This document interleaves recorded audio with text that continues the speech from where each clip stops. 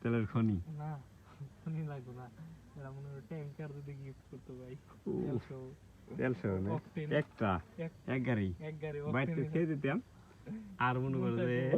কি করতাম 5 লিটার করে বাইরে করতাম আর গাড়ি আমরা খেয়ে দিতাম যে কথা না কন্টেনারের ভিতরে রাখতাম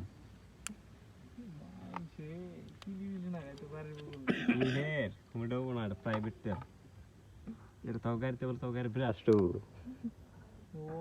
সুপার অকটেন আস্তে কান